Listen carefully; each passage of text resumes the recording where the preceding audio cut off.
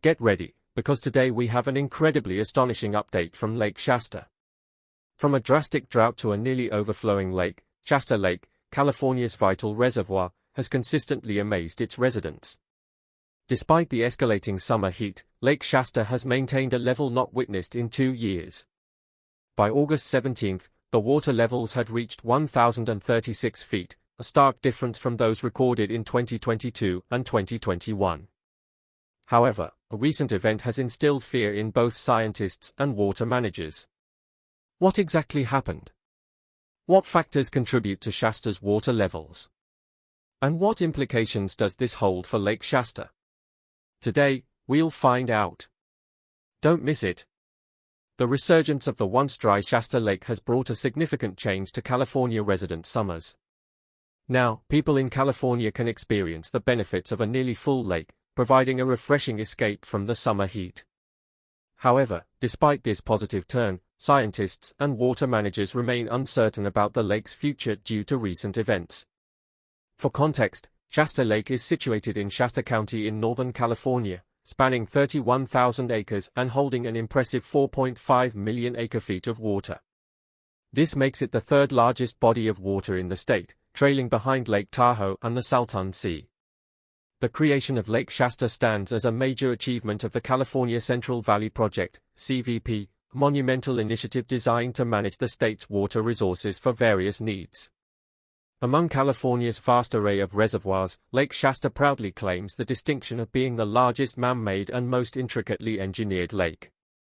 Its construction dates back to 1944 when the Sacramento River was harnessed by the formidable Shasta Dam. This monumental effort occurred during a period marked by intense debates concerning the equitable distribution of California's most precious resource, water. Before the establishment of Lake Shasta, the Sacramento River flowed with wild abandon, its path unpredictable. This crucial waterway supported the budding agricultural sector that was gaining a foothold in the region, supplying the arid Central Valley with vital irrigation. Yet, the redirection of water into the northern reaches of the Sacramento Valley left the southern San Joaquin Valley grappling with insufficient runoff. This discrepancy ignited conflicts among different counties and municipalities, fueled further by the mercurial nature of the Sacramento River's flow. The river displayed stark contrasts in its behavior, running perilously low during the summer and autumn months. However, the situation would dramatically shift come spring, when heavy snowmelt from the Klamath Mountains and intense winter rainfall propelled the river's volume to new heights, often leading to catastrophic floods. To regulate these fluctuating conditions and optimize the river's potential, the U.S. Bureau of Reclamation spearheaded an ambitious initiative. In 1933, they embarked on constructing not only Lake Shasta but also 19 other dams along California's major rivers, including the Trinity, San Joaquin, and Sacramento. Shasta Dam stands as a marvel of engineering ingenuity, distinguishing itself by impounding not only the primary flow of the Sacramento River but also the McCloud and Pitt rivers. This convergence results in a collective annual inflow of 6.2 million acre-feet into Lake Shasta, an impressive feat that positions it as the 10th largest man-made lake in the United States. This significant role brings forth a considerable responsibility, as Lake Shasta has steadfastly met California's water demands for nearly a century. While agriculture remains a primary beneficiary of Lake Shasta, consuming approximately 60% of its annual discharge, the semi-arid Central Valley's municipalities claim over 30% of the yearly flow.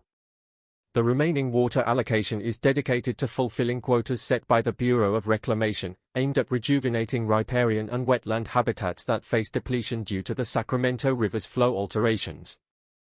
However, the multifaceted contributions of Shasta Dam extend far beyond its imposing structure. Beneath its towering edifice, the industrious Shasta Power Plant hums with ceaseless activity, churning out an impressive 667,000 kilowatts of electricity, ample to illuminate more than 500,000 households. This annual surge of power infuses federal coffers with a substantial $50 million, thus elevating the dam's importance and amplifying its reverberations on the region's sustainability efforts. Meanwhile, the lake beckons with an array of recreational prospects, enticing enthusiasts to partake in boating, water skiing, fishing, swimming, and kayaking. The verdant environs of the neighboring town of Redding enhance the overall tourist experience, offering picturesque drives and convenient amenities. When the spring's high flows arrive, Shasta Lake springs into action, stowing away 1.3 million acre-feet of floodwater, a feat that diligently counters devastating runoff and erosional onslaughts. Yet, despite the lake's resilience, the unanticipated deluge this year outstripped even the venerable Shasta Dam's capacity, resulting in flooding incidents. In nearby Redding and Shasta counties earlier in the year, the ostensibly paradoxical notion of a high tide becomes a cause for jubilation among Californians, particularly as the state grapples with the intermittent repercussions of a two-decade-long drought. A pivotal juncture materialized in 2021, witnessing Shasta Dam plunge to its lowest watermark in 44 years. This towering 522-foot bastion reached a disquieting depth of 230 feet, marking its lowest level since 1977. A palpable ripple of concern swept across all stakeholders, not solely due to the looming threats to agriculture, energy, and clean drinking water, but also because of the impending jeopardy faced by vulnerable fish species such as the native salmon and trout. Don Bader, the area manager of the U.S. Bureau of Reclamation, underscores the compounding plight, emphasizing that the ongoing drought was exacerbated by the evolving demand since 1977. The region's lakes, once poised as reliable resources, grapple with the mounting pressures exerted by burgeoning populations and large-scale corporate farming ventures. Tasked with an onerous responsibility, the Bureau grappled with the formidable challenge of judiciously apportioning the lake's scant water resources. Striking a delicate balance between urban centers, farmlands, and the downstream wetlands, all of which rely on the lake's precious waters, necessitates intricate management. The repercussions were palpable, with drastic reductions in power provisions from the Shasta power plant to local communities, including Redding and its surrounding environs. The escalating urgency spurred the Bureau into action, compelling them to implement sweeping water supply cutbacks of up to 45% in some communities, a grim but necessary measure to salvage the diminishing reserves for the season's demands. However, in the year 2023, a remarkable transformation unfolded at Shasta Lake. Water levels, which had long been a cause for concern, began to rise, ushering in newfound optimism. Although, a new development has occurred in recent times, and before the end of this video, you'll find out. With that said, this positive shift experienced in Shasta Lake could be attributed to a convergence of factors, each playing a crucial role in shaping the lake's fate. The journey begins high amidst the Klamath Mountains of northwestern California, where the Sacramento River originates. Its annual journey is intricately tied to the winds of nature, dependent on both seasonal rainfall and the accumulation of snowpack throughout the winter months. The winter this year proved to be extraordinary, shattering records with snowfall levels reaching heights unseen in the past 77 years. This bounteous snowfall elevated the Klamath's snowpack, boasting depths that surpassed the annual average by nearly double, with certain mountain areas accumulating up to 60 inches of snow.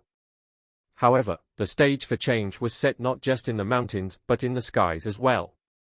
Atmospheric rivers, dynamic conduits of moisture, surged forth, releasing an astonishing 30 trillion gallons of water onto the already saturated grounds of Lake Shasta.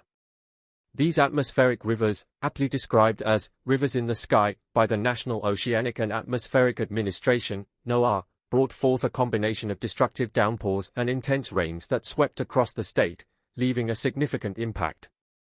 Empowered by the evaporation of warm water vapor from the Pacific Ocean, these storm systems are capable of holding staggering amounts of water, rivaling the flow of the mighty Mississippi River.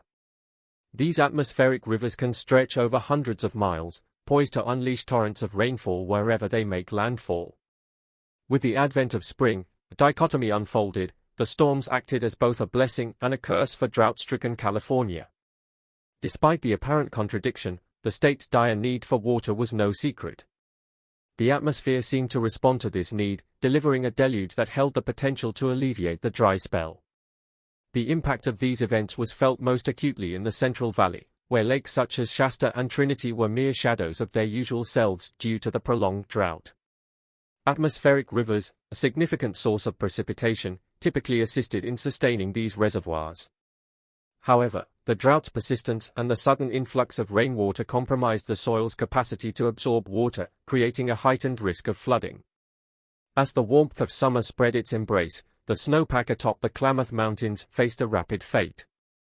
The heat-induced downpours triggered swift runoff from the mountains, rapidly melting the snowpack that typically trickled down gradually during the spring and summer months. Shasta Lake, responding to the surges of runoff, swelled to near full capacity, an unforeseen transformation that had far-reaching consequences. The heightened water levels were not without their challenges. The rush of water and the lake's surging capacity led to hurricane-force winds and extensive power outages, plunging vast areas into darkness. The escalating situation necessitated mass evacuations, while the National Weather Service sounded alarms that any further precipitation would exacerbate the already precarious flood conditions. The result was astonishing. The atmospheric rivers, snowfall, and runoff combined to elevate Lake Shasta's water level by more than 100 feet between November 2022 and March 2023, reaching an impressive height of 1,040 feet above sea level. This resurgence confounded expectations, leaving water managers and local communities in awe. By May 6, 2023, the reservoir had risen further to 1,064 feet, a mere 3 feet shy of its full capacity. The implications of this resurgence rippled through the region, transforming landscapes and lives. The Charlie Creek Bridge, a testament to past droughts, now stood submerged, serving as a visible marker of the lake's triumphant rejuvenation. The Bureau of Reclamation also played a pivotal role in this transformation, meticulously managing water releases from Shasta Lake to maintain equilibrium, ensuring the benefit of various stakeholders. However, as of 7 p.m. on July 17, Shasta Lake's water level receded by 14 feet from its peak of 1,064 feet recorded in May and settled at 1,050 feet above sea level by August 17.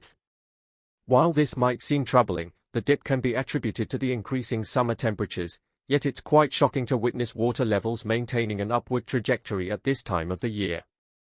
Meanwhile, there's a lake transformation that hasn't been impressive and has caught the attention of water managers. We'll cover this soon. But before that, let's put Shasta's recent development into perspective.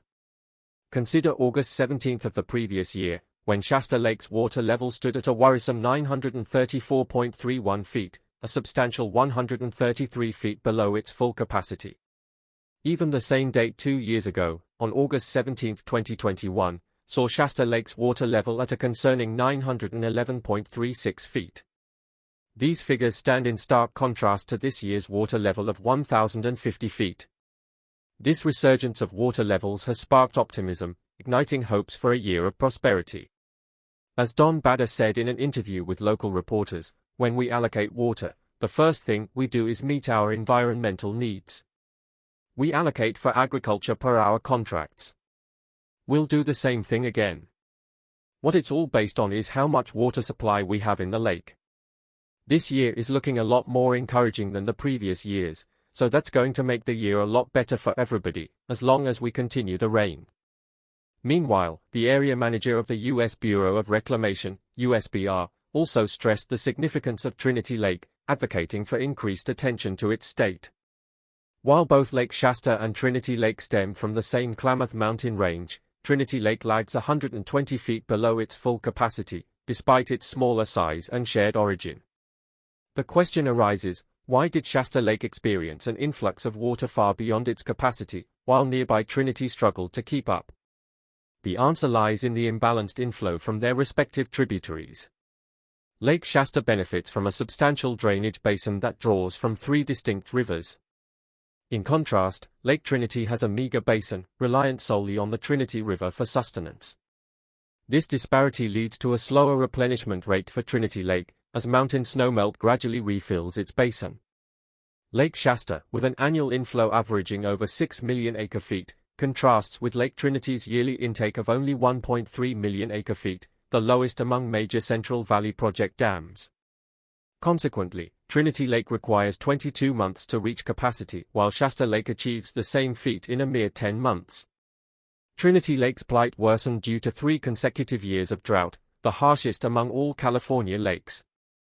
Its last satisfactory year, in which water levels reached historical averages, was 2019. The reservoir storage capacity suffered due to the extended drought period, leading to a shallow beginning for the winter season. Recent data from the Department of Water Resources highlights Trinity Lake's challenges. By April 1 of this year, its capacity sat at just 51% of historical averages and 37% overall. Mary Lee Nix, the Bureau of Reclamation Region 10 Public Affairs Officer, noted the stark difference between Lake Shasta's reliance on rainfall and Trinity Lake's heavy dependence on snowpack. Trinity's slower pace of filling might be attributed to the relatively reduced rainfall in the northernmost part of California. Most atmospheric rivers affecting the state have concentrated in the Bay Area and Central Coast, sparing the Klamath Basin from their direct impact. Maps from the U.S. Drought Monitor depict the northern regions, encompassing counties like Siskiyou, Modoc, Lassen, and Trinity, as experiencing moderate drought conditions, with even interior parts of Northern California displaying abnormally dry patterns. Despite these challenges, positive news emerges for Trinity Lake. It received a substantial influx of water and snowmelt this past year, exceeding the combined intake of the previous 3 years. Further contributions are anticipated as snow from Mount Shasta in Siskiyou County melts and flows into the reservoir, potentially driving its water level to surpass 50% of its capacity during the summer. In light of this, on Wednesday, July 12, Trinity Lake reached its highest point this year, soaring to 2,297 feet above sea level, a remarkable surge of over 65 feet from its starting elevation of 2,231 feet in spring.